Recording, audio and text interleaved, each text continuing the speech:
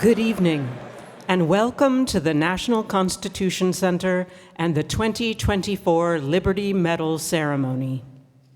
Please welcome to the stage the President and CEO of the National Constitution Center, Jeffrey Rosen, and our 2024 Liberty Medal recipient, Ken Burns.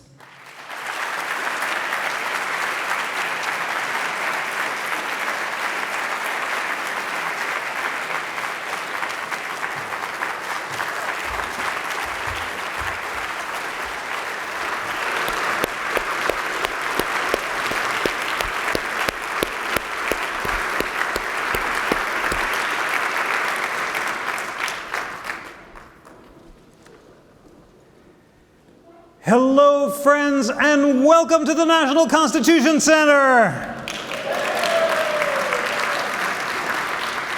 It is so meaningful to award the 2024 Liberty Medal to Ken Burns.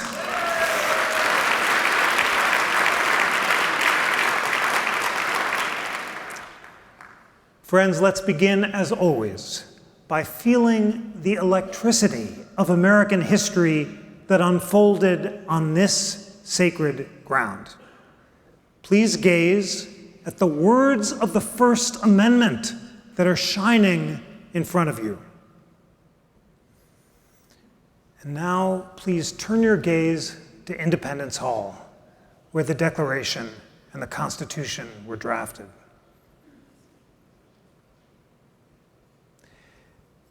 Think about the human stories that gave rise to the big ideas, the American ideas, reflected in those documents: liberty, equality, and democracy.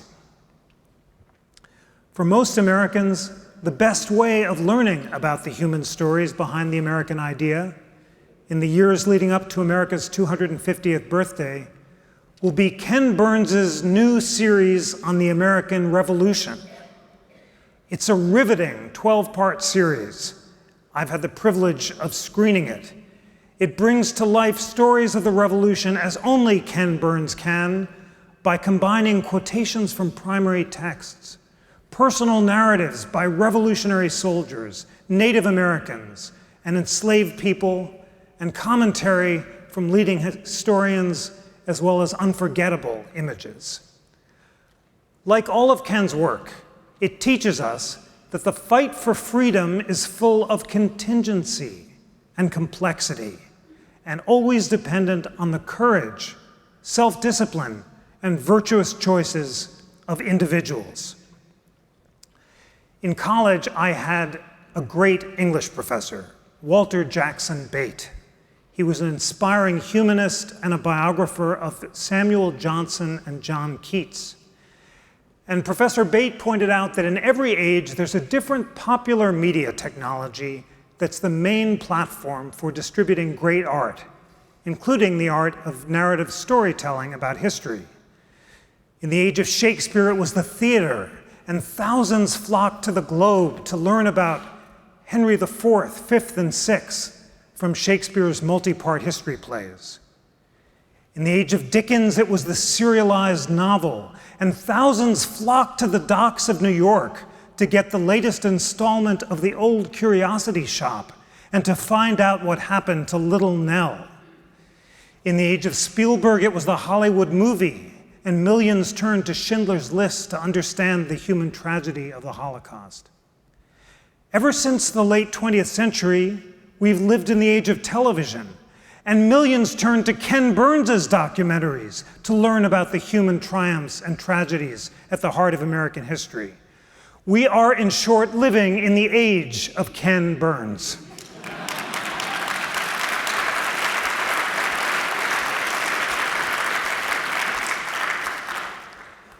For Ken Burns, the story of America, like the story of each individual, is ultimately a spiritual quest to become more perfect. For the past few years, I've had the privilege of being part of an email list with Ken. Every morning, the folks on the list receive a snippet of wisdom from the great philosophers of history, compiled by Leo Tolstoy in his Calendar of Wisdom. Every day, Ken responds within minutes of receiving the daily selection. Let me share with you now some of the recent daily selections and Ken's responses over the past few days. September 20th, all good things can be achieved only with effort. That's from the Dhammapada. Ken's response, choose the path of most resistance. It is training for the most important work. Overcoming the idleness of ordinary existence, offering a chance to escape the specific gravity of that which keeps us down. Discipline and sacrifice are the virtues which allow conditions for real progress to occur. Take the stairs.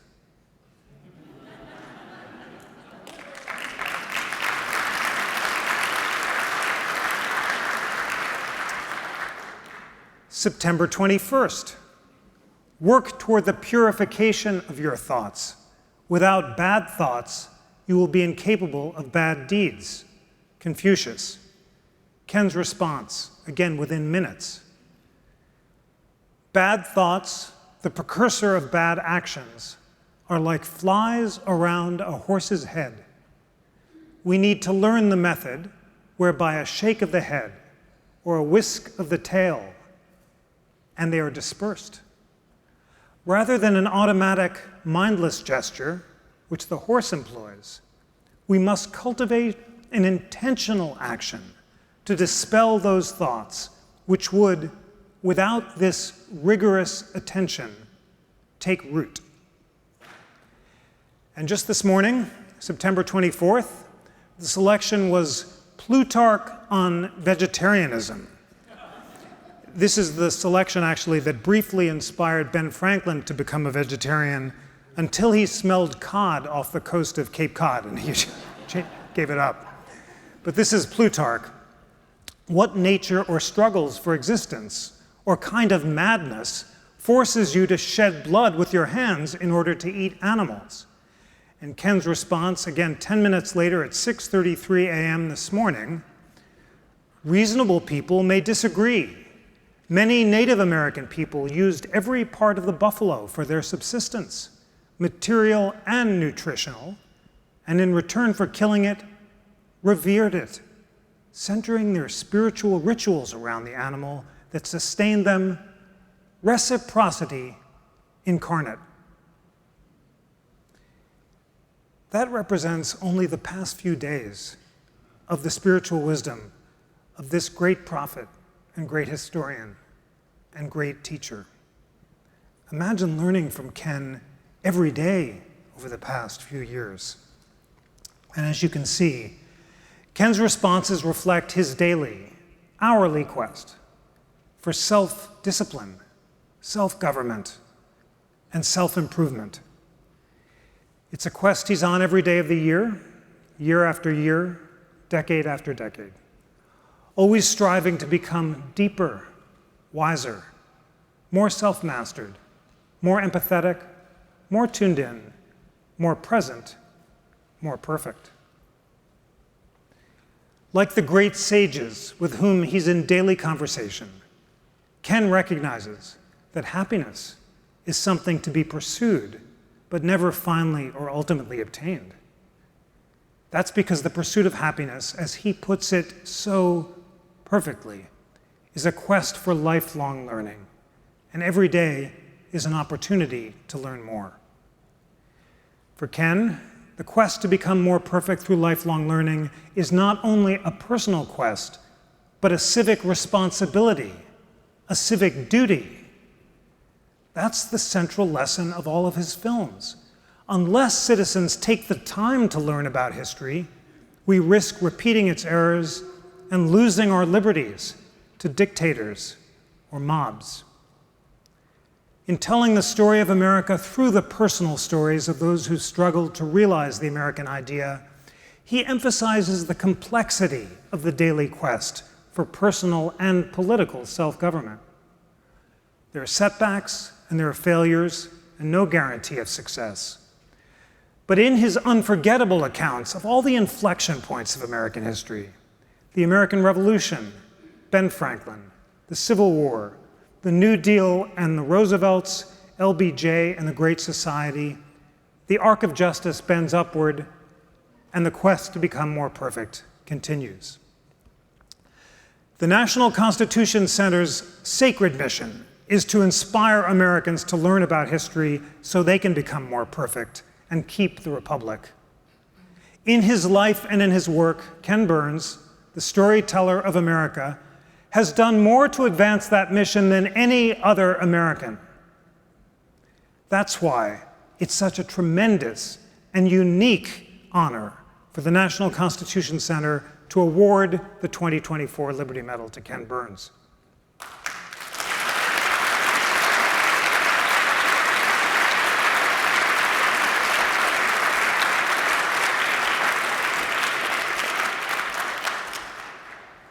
To learn more about him, we are so fortunate to be joined by the co-director of the American Revolution, Ken's longtime collaborator at Florentine Films, Sarah Botstein.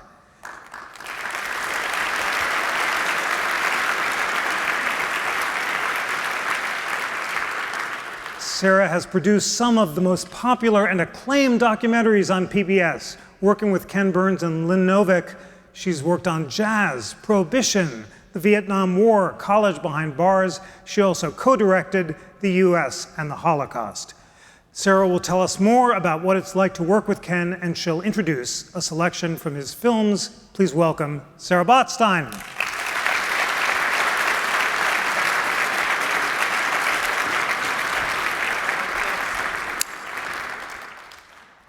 This is really crazy. I have worked for Ken for almost 30 years, so I'm just going to take a second to take this all in.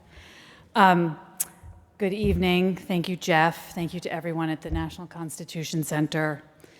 This is a really wonderful occasion in a really special place, and it's an honor to be here. The work that the National Constitution Center does is so important now more than ever, and we look forward at Florentine Films to working with everyone here on outreach and education for our upcoming series on the American Revolution, which Ken and Jeff are going to talk about more this evening. How fitting it is, though, to be here in Philadelphia, in this incredible room, in this magnificent and historic city, to celebrate Ken, an accomplished filmmaker, colleague and mentor, a terrific father, a wonderful boss, and probably my best friend. When Jeff asked me if I would speak, he said he wanted audience to get a sense of Ken the person and also talk a little bit about his work. It's fairly obvious, but Ken is really brilliant and very thoughtful. He's also really funny, and he has an infectious sense of humor. His favorite jokes derive from puns and wordplay. He's a crossword puzzle fanatic and does it every day without fail after the Tolstoy trio, correct? Yes, okay, that's the order. He's a really good dancer, and he loves the Beatles. His first job was in a record store, and he has an incredibly encyclopedic knowledge of all kinds of music. He's detail-oriented and exacting. He has a really unique ability to get down in the weeds with us and then lift up and find the larger meaning in almost anything. He listens. He's open to new ideas, and he loves to find new ways of seeing. He studies philosophy and loves poetry. He hates lying. He is never late. And when I say he's never late, what I also mean is that he is always early. We sometimes have to fib on our call sheets to say something will start much later than it will because we know he's going to be waiting for us, even if it's pitch dark in the middle of the night and we have a dawn shoot, or we're all going to sleep in the airport for a morning flight. He's obsessive about directions and could work for Rand McNally. If you go somewhere with him once, he can get there again. If you go in a hot air balloon and fall down on the ground, he will get up and find true north. He loves to walk. And I don't mean get in your 10,000 steps a day. He usually does that before lunch. He will pace around on endless phone calls and hope to get to 20,000 or 30,000 steps in a day, making us all feel extremely lazy. Maybe most important in his life is that he is a remarkable father to 4 extraordinary daughters, 2 of whom are here tonight, Sarah and Lily. He's fiercely protective of them. He's a wonderful all-around dad, but he's also a champion of each of them in the unique ways that they are unique. And these women have become among the most important people in my life. So I just want to thank you for that. For so many of us now, I think life and work are intertwined. And it's not that we don't have time off, though we don't, but we are always looking and listening, reading and talking, thinking of new ways to tell our history, new ways to tell stories. We share notes about the news and current events, art, books, film, music, family, life. We talk and work all the time. That's part of the power of Ken's art, his way of storytelling. He's able to knit together these personal and political moments, the intimate and the vast. There are a few guiding principles to the work that we do, basic tenets of how we make these films. History is a conversation. Never be too sure you are right. Listen to one another. Years ago, Ken had a sign made for our editing room in neon cursive that says, "It's complicated." Facts matter, and the interpretation of those facts matter too. An image can tell 100 stories. Live in a photograph. Take your time, and don't rush.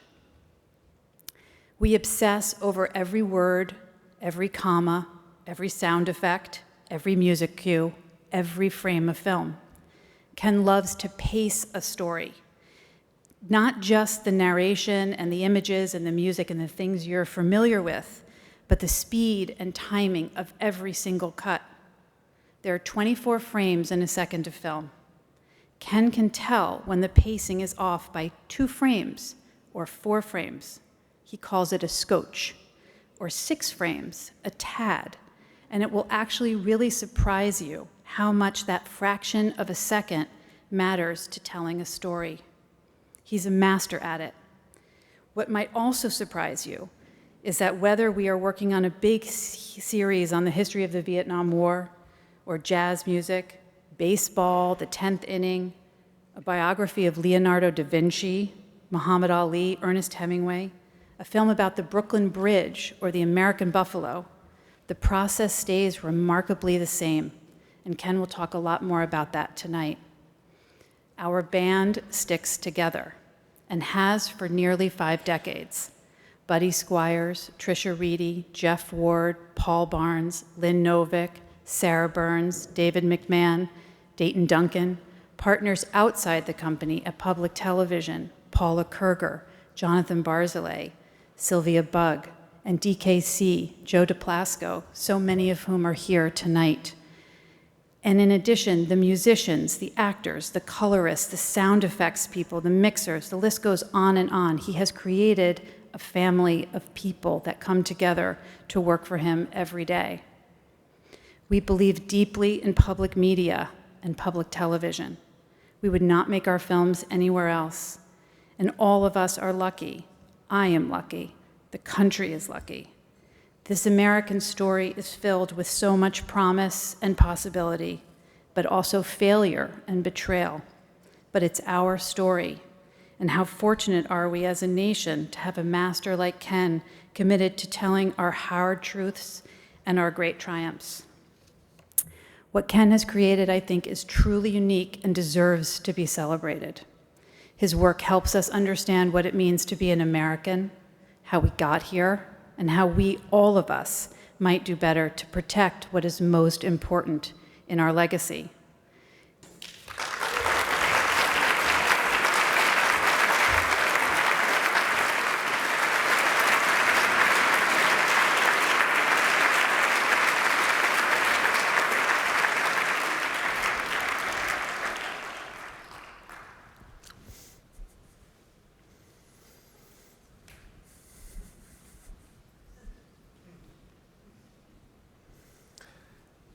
Ken Burns.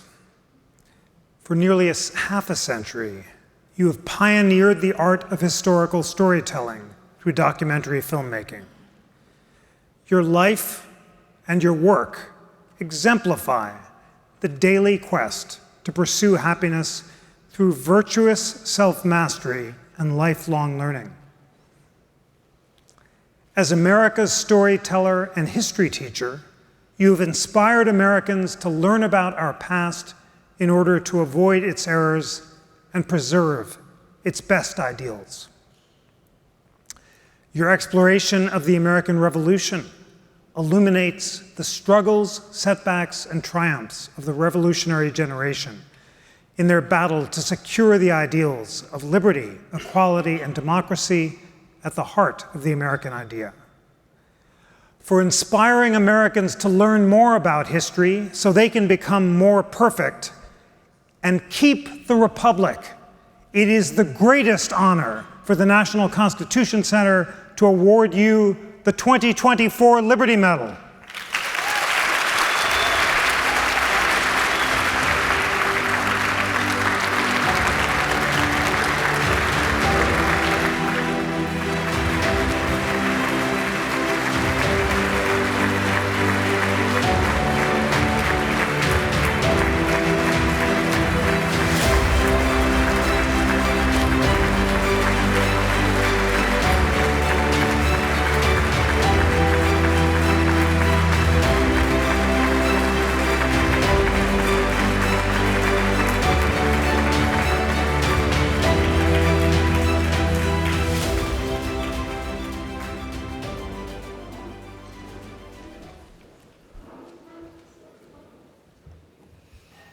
Good evening, and thank you, Jeff, for this honor. Thank you to the NCC as well.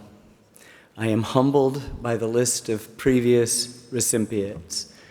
My heroes, John McCain, John Lewis, Malala, Muhammad Ali, Mandela, Steven Spielberg. I hope my addition brings something to the extraordinary work of this great institution. Thank you from the bottom of my heart.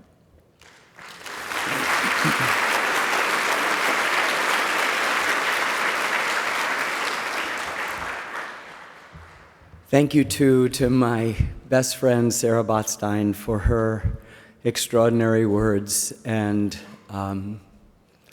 sort of secret betrayal of our process. We want to share it with the world, and I've never seen anyone do it as well as you have. Thank you so much. I love you. Thank you, too, to half of my girls who are here, Sarah and Lily, the most important co-productions that I will ever be involved in. They are, as Sarah said, magnificent women, and thank you for recognizing them. Ladies and gentlemen, I am in the business of history, the often complicated task of trying to decipher the evidence of the past into a coherent narrative that sheds some light on not only where we've been, but where we are now and where we may be going. That is to say, our mysterious and unknown future. That future, particularly today, is not always predictably and comfortably assured. In these fraught moments, it is often the past that provides us with the tools and the inspiration to reinvigorate our sense of ourselves as a machine, as was said of our Constitution and the remarkable republic born from it, a machine that would go of itself. In the course of any historical investigation, one is bombarded with myriad words, ideas, and voices. Those voices, for me, provide the foundation of any good history and helps us separate the wheat from the chaff. What was meaningful then can often be filled with even more import today. Listen, a voice. From a small spark kindled in America, a flame has arisen not to be extinguished. Without consuming, it winds its progress from nation to nation and conquers by a silent operation. Man finds himself changed and discovers that the strength and power of despotism consists wholly in the fear of resisting it, and that in order to be free, it is sufficient that he wills it. As Sarah said, for much of the last 8 years, I have been working with my talented colleagues on a series about the history of the American Revolution. That quote opens the introduction of our first of 6 episodes, totaling 12 hours. It was written by one of the most important political writers of the 18th century, and in the land of Franklin and Jefferson, Madison and Adams and Hamilton, that's saying a lot. His name was Thomas Paine, and his spectacularly vivid prose electrified the revolutionary movement. He provided the momentum that leads to the Declaration of Independence. He inspirited the patriot cause during its darkest days, and he helped provide the confidence that leads to the miraculous operating manual that gives the National Constitution Center its mission and this moment so much meaning. In January of 1776, 37-year-old Thomas Paine was a recent newcomer to America. The son of a Quaker corset maker and his Anglican wife, Paine had failed at his father's profession, lost his first wife and their child in childbirth, been fired from his post as tax collector, endured the collapse of a second childless marriage, and had seen all of his possessions auctioned off to pay his debts. During his 9-week voyage from Britain, he'd contracted typhus, and when his ship reached Philadelphia, he had to be carried off, half dead. But in January of 1776, he'd published, right here in Philadelphia, just a few blocks from here, a pamphlet called Common Sense, the most important pamphlet in American history. It was signed simply, "An Englishman." Paine was a master with words, skillfully weaving the latest Enlightenment philosophy with biblical references that everyone knew. Most important, he was a violent foe of authoritarianism and monarchy. Paine understood that it was possible, as he said, to begin the world anew, to start over again, and we did. We did. He also said there is something very absurd in supposing a continent to be perpetually governed by an island. I have had the privilege for nearly half a century of making films about the U.S., but I have also made films about us. That is to say, the 2-letter lowercase plural pronoun, all of the intimacy of us and also we and our, and all of the majesty, complexity, contradiction, and even controversy of the U.S. And if I have learned anything over those years, it's that there's only us. There is no them. And whenever someone suggests to you, whomever it may be in your life, that there's a them, run away. That's my fundamental understanding.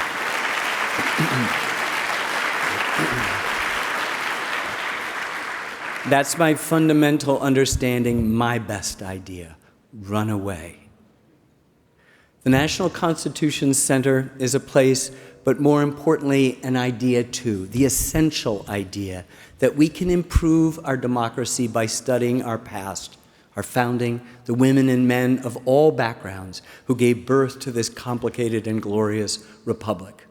As we say in the introduction of our new series, the American Revolution was not just a clash between Englishmen over Indian land, taxes, and representation, but a bloody struggle that would engage more than 24 nations, European as well as Native American, that also somehow came to be about the noblest aspirations of humankind.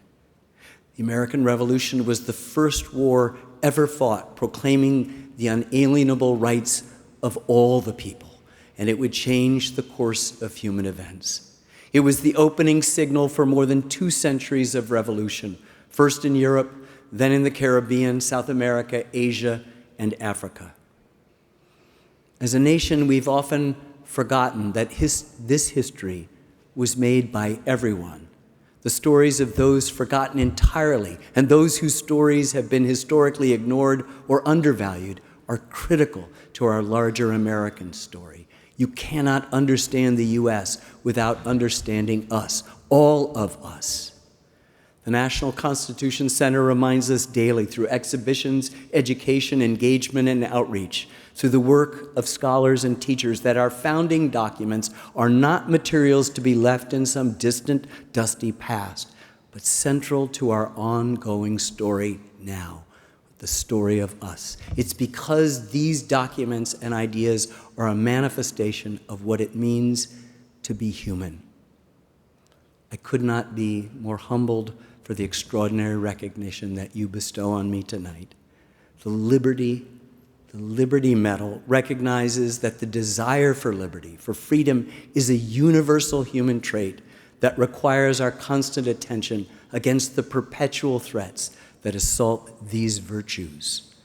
I'd like to thank the board of the National Constitution Center and its president and chief executive, Jeffrey Rosen. I've known Jeff for many years now, but recently, as we've started what will be a national conversation about the American Revolution, I've come to appreciate even more the wisdom and scholarship he brings to these issues, surpassed perhaps only by his love of the ideas themselves. I very much look forward to our conversation this evening. Finally, let me leave you with one more voice, also by our Thomas Paine. The sun never shined on a cause of greater worth. Every spot of the old world is overrun with oppression. Freedom hath been hunted round the globe. Oh, receive the fugitive and prepare in time an asylum for mankind. The birthday of a new world is at hand. Thank you for this extraordinary honor.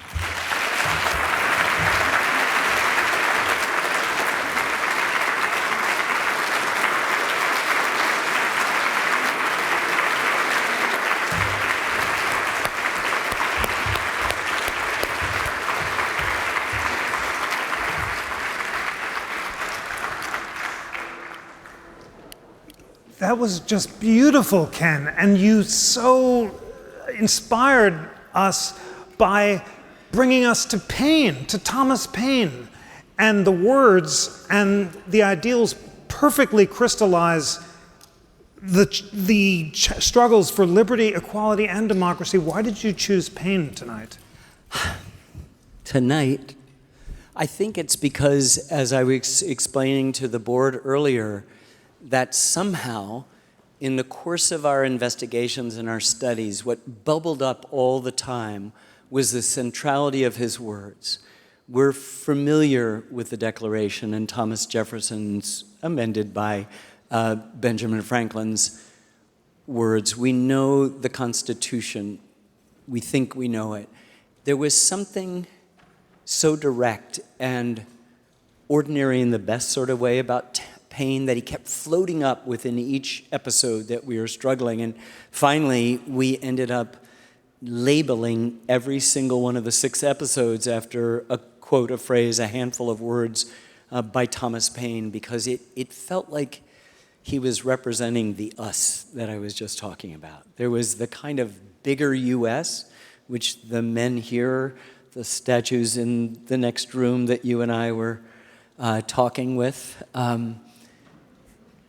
he had a kind of sense that, as he put it, the soul of America was not just in Philadelphia. Europeans thought, the British thought, you capture Philadelphia, you capture New York, you've got them. The soul of America was dispersed by the very act of our improvisatory gesture out into the world, that we could be a nation in the process of becoming, that we could actually be trusted with governing ourselves, that we could, as you know, in every daily catechism of your own, that requires that kind of denial and discipline and attempt at a virtuous life. And so there's something in his backstory, the unbelievable failure that out of it comes. I mean, You cannot imagine what his words did. And words matter, as we know. No other country on earth do words matter the way they matter here. And his words could lift us up, move us towards independency, something that even at the beginning of 1776, most were not sure we wanted. He could lift us up in the darkest moments, the times that tried men's souls, as he put it. He could articulate what we might be creating, an asylum for mankind. He understood the military thing that we could only conquer by a drawn game. That is to say, Washington didn't have to win every battle, he just couldn't surrender, he couldn't lose, and that eventually time, geography, and weather would make this the worst battle for the British. He understood about the soul of America, and he understood finally, our last episode, that the most sacred thing is the Union. And I think that maybe what all of us share, I know that you and I share, that all of us here share is just a sense that we are so much stronger bonded together, that this Republican experiment is a spectacular and joyous thing, despite the fact that we have to always acknowledge that quite often there is a toxic byproduct to all of these stories, as Sarah pointed out, that sometimes it doesn't bring everybody along at the same time, and that's part of the story too. And you cannot, in no way do you diminish the beauty of the tapestry by lifting up the rug and sweeping out some of the so-called dirt. That dirt is central to the definition of who we are as much as the beauty and the interweaving of that tapestry, the warp and woof of our story. It's extraordinarily powerful. You spoke Paine's words, the still small voice. We all leaned in and wanted to learn more, and now you've used him to exemplify the entire struggle. It's riveting. And of course, he had a messy backstory, as we all do, and he published that follow-up book on the Age of Reason, which Jefferson told him not to publish because it was blasphemous, and he ended in distress, but that's part of how you draw us in. How do you, all of your work is the story of American history, as we saw from the highlight reel, but the American Revolution involves intellectual, political, military, cultural history. How did you approach this sprawling project, and what are you trying to achieve in the film? The latter question is almost impossible to answer in terms of achievement, because I think a good story is an end in and of itself, and that any reasonably free and curious, perhaps ignorant but curious human being will find in it what they need to find, right? So the first part of the question is something I can address with slightly more confidence, which is that the name of this film in this case is The American Revolution. We're talking about a war. And so the skeletal structure is a sequence of battles that begins in protest, massacres in Boston, Tea Parties, this event off Rhode Island, all of this sort of stuff that culminates in Lexington and Concord and ends in Yorktown. Lots of battles. The same structure as the Civil War, the same structure as our film The War on the Second World War, the same structure of Vietnam. It's like the big mistake that we make when we think that American history is merely the sequence of presidential administrations punctuated by wars. It's a good skeletal structure, but that can't be it. And too often we just leave it at that and walk away and think that what happens in our revolution is just 55 white guys thinking great thoughts here in 1787, boom, done. It's much more complicated than that. And what a good history requires is a kind of bottom-up approach as well. So you have a military narrative that forms a kind of skeletal structure to which you can adorn not only the top-down but the bottom-up stories. So in this you will understand why, despite incredible failings and feats of clay, there is no one more important to the success of this experiment than George Washington. You will also understand what it's like to be a man named John Peters from a little village in Vermont who is sent by his neighbors out of respect for his intelligence and wisdom and sort of sense of self here to the First Continental Congress, and he gets here and he goes, whoa, whoa, whoa, I'm not interested in this. And he's arrested 4 times on the way home. He's run out of town. He escapes to Canada. He forms a loyalist regiment. His wife and kids are also put out. One of them is an infant in arms. They make it to a frozen Lake Champlain where a British patrol boat picks them up and reunites them. He comes back down, and in the Battle of Bennington, part of Burgoyne's strategy to sort of divide New England from the mid-Atlantic states, he ends up in a losing battle as a loyalist regiment, part of a German, mostly German-controlled, led force against what they think is only a handful of patriots and turns out to be a significant force. He ends up as somebody is putting a bayonet in his breast, stopped by his ribcage, ends up, as he says, destroying him, his best friend growing up in New Haven. That's the American Revolution. It's the story of Quakers in Philadelphia who aren't buying into this new arrangement and are harassed and sometimes arrested and sometimes executed and sent out of here.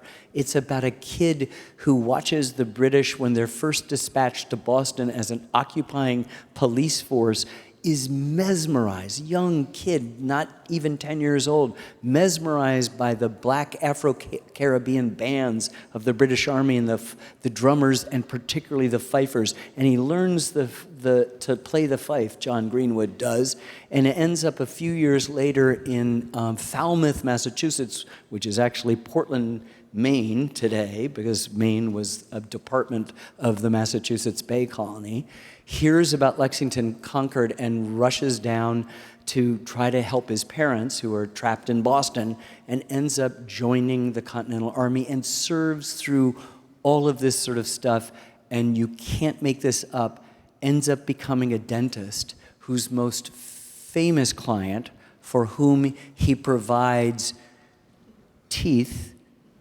sometimes made of ivory from hippopotamuses, for George Washington. There is Betsy Ambler, who is from Yorktown, Virginia, whose family, very well-to-do, is impoverished by the revolution and their stand, and end up as refugees traveling all over the place. And of course, the war will end on her front doorstep.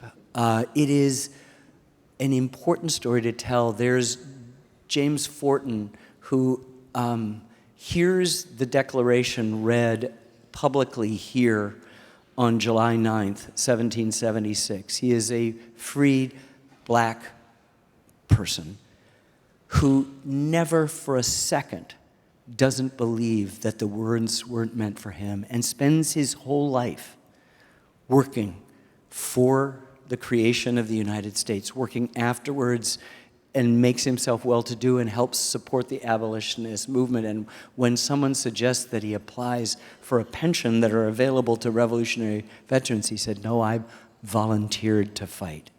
There are Native Americans who choose to ally themselves with the British or choose to ally themselves with the Americans. This is such a complex story that if you were pitching it to a Hollywood studio, they would see this as the cast of thousands and the kind of how the West was won. But this is all true. And we have spent the last 6 or 7 years sort of gathering those stories and 10 times as many, along with the familiar people. You'll hear John Adams, he loves Philadelphia. He loves the way it's laid out. Front Street, and then there's First and Second and Third, and they're named after trees, and he goes on and on and on about Philadelphia, and he's having fights with his wife, who says, comes down to us now in the most superficial way, remember the ladies. This thing we always attribute to Abigail. She basically, we do that like, okay, that's sort of cute, but she goes on to basically say the husbands have messed things up so badly that if you don't clean up your act, we're going to take over. I'm for that. 4 daughters. I'm for that. I'm happy to have a female boss.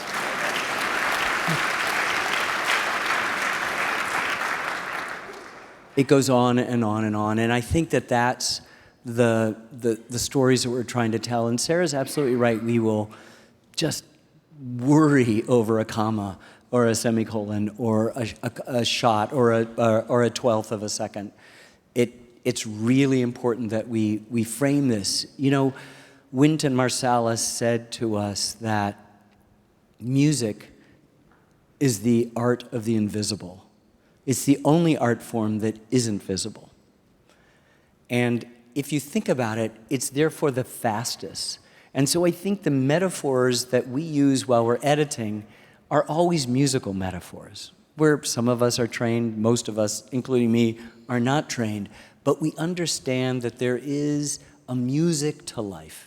There is a music to narrative. There's a music to ideas, and that music ought to somehow be represented in addition to the music that we might employ. And we are absolutely, we feel that component is perhaps the most sacred part of the film, even though it is often, by the time it gets to your TV set, not as present as it could be. It is so central to what lifts up and carries our message. And it's the way the news is delivered from us. And so all of these things kind of go into this process of how you do it, so that at the end, when we finish and we lock this and we look at the last episode online and we send the masters to PBS, it's your film. It's your film. And we're already deep into other films and are right now, but it's your film. And so what the purpose of it is what you can get out of it. I just wish to engage the incredible gift of your attention to what we're going to do, and we hope to reward that gift of your attention with something that is satisfying. The stories are riveting. I know the whole audience is rapt hearing you talk about them, and when combined in the film with the music and the structure, it's an extraordinary work of art, and it is based on the stories from the ground up. And at the same time, you're telling the story of the American idea. And some have described the American idea as liberty, equality, and democracy. Lincoln distilled it in his famous fragment about the Declaration to the words, liberty for all.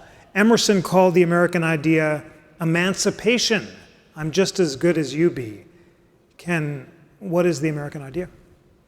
Well, all of those things attract me, I think. I mean, you brought it up in your speech. I've said it. We tend to think in binaries about everything.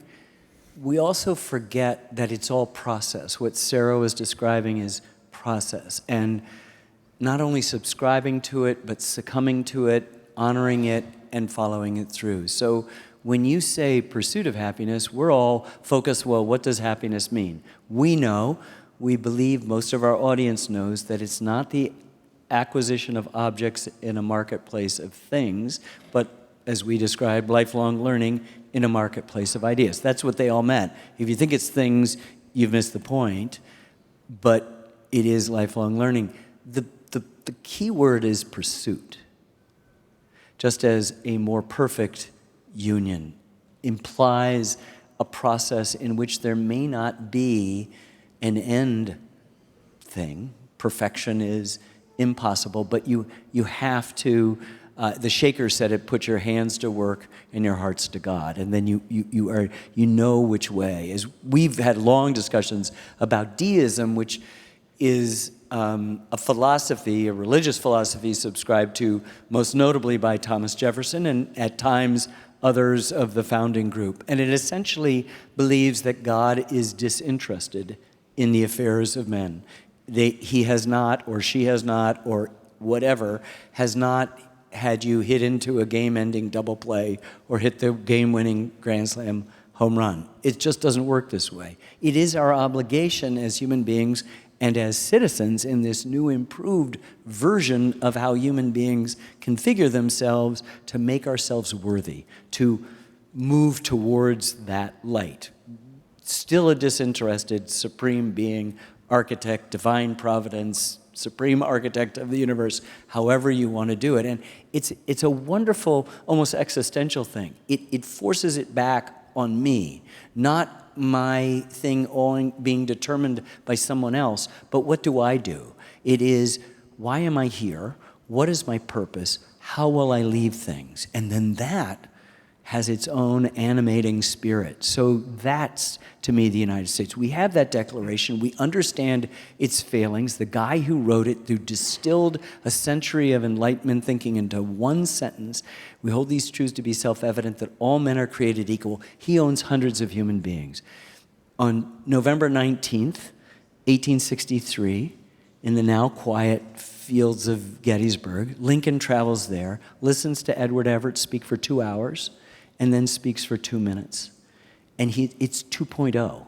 He's saying, look, we really do believe this, and helped give us, as he said, a new birth of freedom out of 269, 272, whatever you believe the correct count is, words, you know. Jefferson's is only a little bit over 1,300 words. It's spectacular. Our Constitution is only 4 pieces of parchment. I think still the shortest constitution on earth. It's just fantastic to think about the concision and the brevity and the preciseness of our attempts at this self-governing business and the liberation of individuals to pursue happiness.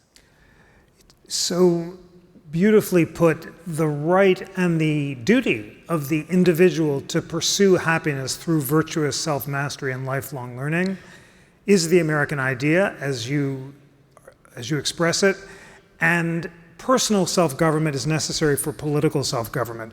I shared your remarkable morning practice of reading from Tolstoy's Book of Wisdom and deeply engaging. I felt like the Roberta Flack song, reading my, letters out loud. That was really. I hope that was okay. They're worth reading, and it's very much in the Ben Franklin spirit of moral self-accounting and self-improvement through taking stock of your attempts to become more perfect. Were you inspired by Franklin? Tell us how you came upon the practice of Tolstoy, and what are other parts of your daily practice for self-improvement?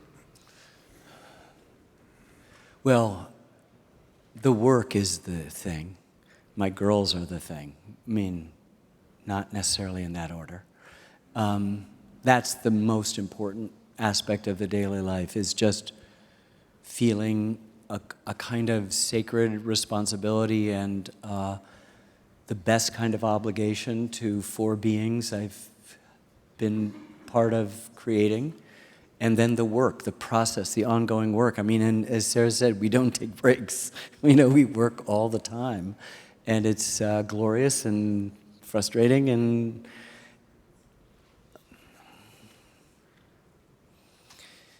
I was approached by a man in New Hampshire who asked me if I'd read The Calendar of Wisdom by Leo Tolstoy. I had not heard of it. I'm a great admirer of Tolstoy's novels. He sent it to me, and I looked at it, and I saw what it was, and it's basically January 1st, and then there are 5 or 6, sometimes 7 paragraphs. If they're unsigned, that means that Tolstoy himself wrote it. If they're signed, you know who wrote it, and he draws from everything, as you heard, Confucius, Schopenhauer, Jefferson, the Bible, the Talmud, the Quran, Marcus Aurelius, who never wrote a bad word in his life. And then there's an italicized paragraph, which is sort of a signal, I think, to the central theme of the page. And my friend let me know that his son was dying and that he and his son were reading it every day. The son had moved to the West Coast for experimental treatment. And he wanted to know if I'd like to join this. I said, yeah, but I'm traveling all the time. I'm not schlepping this book around. So somewhere towards the end of January or early February of 2015, Robert photographed the page and sent it to me, which was such a lovely thing to do. And I responded to it, and then he responded back to me. And then when his son Greg woke up in Seattle, he would respond. And sometimes the father and son would engage in something, and then I might try to reconcile it all at the end of the day, and then the next day. And he gets up really early. It comes in, as you know, 5:30, 6. Today was a little bit late. In fact, I wrote him, I said, did you send it? And so that's why, what did you say today? 6:33. 6:33, yeah. That's way late for the two of us. Greg died either April 30th or May 1st. We missed one day. And he said, would you like to continue? And I said, I need to continue. His wife had called us the Tolstoy Trio.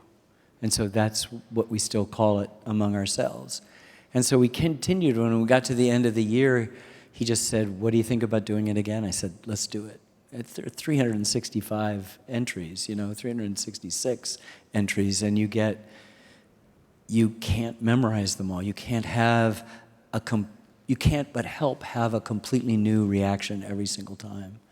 And so we've just continued it, and after a while he started adding people. There's now more than, I don't know how many are on the list. He's got the list, I get mine, and I respond, and he publishes mine, and 3 or 4 people might respond that day, or one person, no other person. My friend Joe responded this morning with an even funnier thing about eating meat. So it just goes on, and we've just continued. He's got another parallel book, which for a couple of years we worked on that, and it's now, it's 9.5 plus years, and I can't imagine it. It's part of that daily discipline, like walking and like work, which is, a kind of salvation. Well, I know that our friends will be as inspired as I am by the rigor and spiritual seriousness of your daily quest, and the obligation that each of us has to use each minute productively to learn and grow and improve ourselves. I couldn't watch the highlight reel of your work without, first of all, wanting to watch all of those shows. Thomas Hart Benton, Jefferson. There's so much to learn from. And when you look back on the corpus of your work of telling the story of all of American history, from the founding till today, abstractions are difficult, but what are some of the most important lessons that you want everyone to learn? I made a film about the Statue of Liberty pretty early on. I think it's number 4 in that list. Vartan Gregorian, whose voice used to be the head of the New York Public Library, when I interviewed him, and he said it's not an actuality, but a potentiality. I think I'd like people to think about us as that potentiality.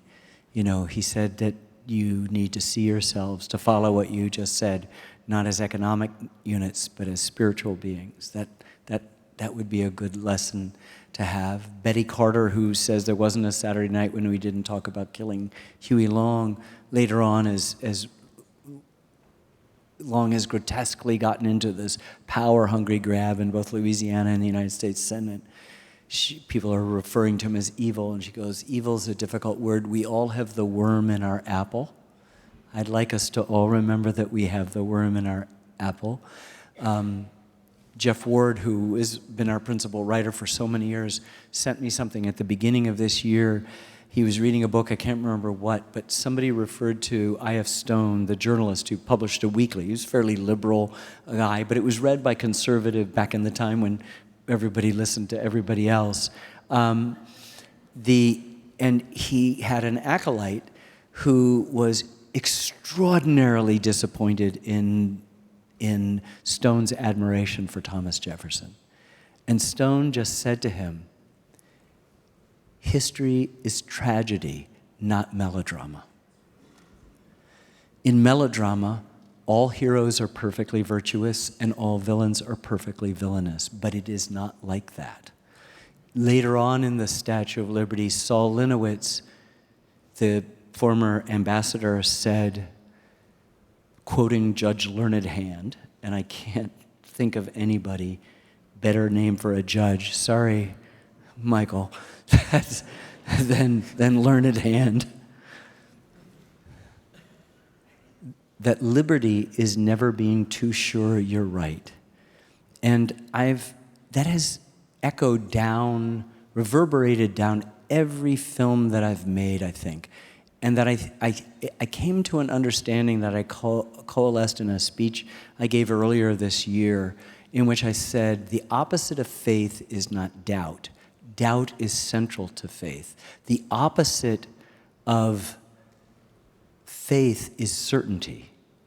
And we live in an age in which nearly everybody is in a hardened silo with a position that is immutable. And so there's this great existential threat right now because of the certainty of a position. And we have to find ways, and I believe still that the only way to do that is with story, to sort of dissolve these silos of sort of suspicion between us. And that's kind of the unifying thing that I've come through. I also like what Karl Marlantes says about an ambush, which is it was a shit sandwich.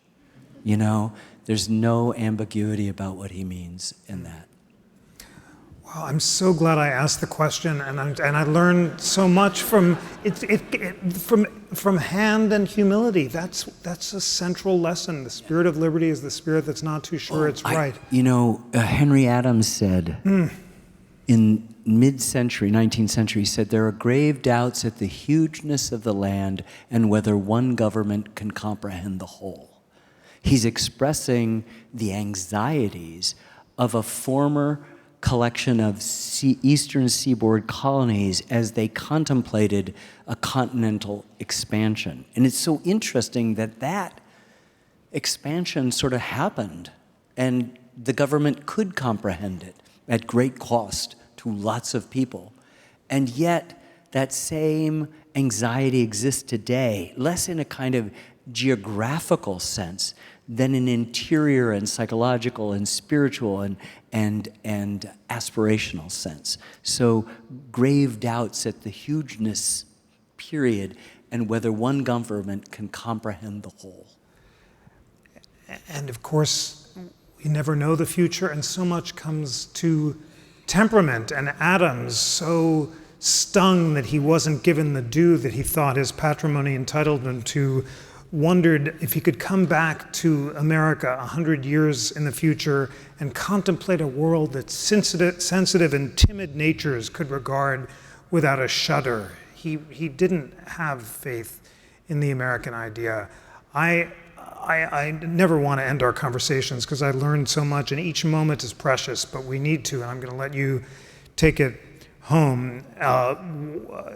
Are you optimistic or not about the future of America, and why is our work so urgently important leading up to 2026 and beyond to inspire Americans to learn about history? You know, historians generally are optimistic because we've seen it all before. You know, Ecclesiastes said, what has been will be again, what has been done will be done again, there's nothing new under the sun. Human nature doesn't change, the same sort of quantities of generosity and greed, of self-discipline and selfishness, of you know, whatever it might be. So you feel in everything an echo of something that's happened before. History doesn't repeat itself, but you feel those echoes, rhymes, Mark Twain is supposed to say. But it's the unprecedented nature of the crisis right now that is so disheartening and so worrying. And so I felt myself at times in the past couple of years, not despairing, but having the usual optimism checked by something. And I think that's still there, and I think it's there for everybody. And I think, though, that we have to we just have to have some faith. It requires, this is not a passive experiment. It actually requires people to get up and have conversations and to knock on doors and to say, yes, as I mentioned before, there are toxic consequences to our form of government, to our history, but that every other form of government has been worse, and that this temptation, which many countries have succumbed to at various times, never worked out well for them. You want to be in the most cosmopolitan place on earth in 1932, where everything is changing in ideas, in music, in painting, in architecture, in film, everything. There's no better place than Berlin. Next January, not so much. The fragility of these institutions is another huge thing, so that we don't have the luxury right now of passively saying, it'll just be okay. You've got to actually make it okay, and to realize that the siren song of the cynical has a way of enticing us to some sort of entropy that is existentially dangerous, and that discipline requires activity and purpose. And we just need to be dedicated to these democratic and Republican values, both small letters. And, you know, Lincoln said it, and then we will save our country, you know. We cannot escape history. The fiery trials through which we pass will light us down in honor or dishonor to the latest generation, you know. And then a second later, he says the dogmas of the quiet past are inadequate to the stormy present. As our case is new, we must think anew. We must disenthrall ourselves. Don't make us a slave. And then we can save our country. Same sentence. It's just like the Old Testament stuff of the second inaugural, and then with malice towards none. Very New Testament, you know, charity for all. And we have to have that kind of twin power to see and distinguish, and then also remember, as my political yard sign in my home in New Hampshire of 45 years says, love multiplies. Oh, beautiful. Beautiful.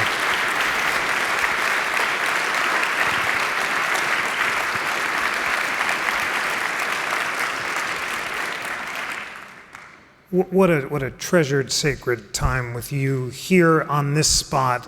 What an honor it is to award you the 2024 Liberty Medal, and how fit to end with the words of Lincoln. And it was in 1861 that Lincoln stood in front of Independence Hall. He was on his way to Washington to be inaugurated. And he'd heard of the plots against him and had to disguise himself to make the train. And he stood in front of the hall and said, I have never had a thought that did not stem from the Declaration of Independence. I would rather be assassinated on this spot than abandon those ideals. So let's together, in honor of Ken Burns and all he's done to inspire Americans to learn about history, take those ideals of the Declaration, the Constitution, keep this conversation going, and inspire this light across America. Please join me in giving gratitude to Ken Burns. Thank you. Let's keep that as a deal. Let's keep the conversation. We're going to keep it going. Absolutely.